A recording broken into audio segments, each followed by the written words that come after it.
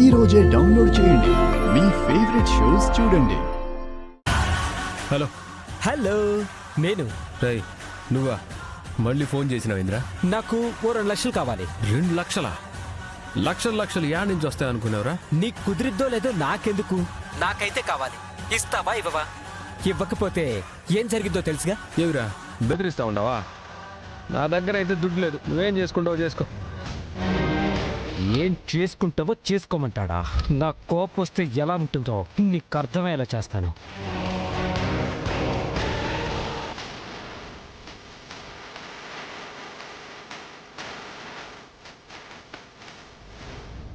ఇప్పుడు వీడికిస్తా చూడు జలక్.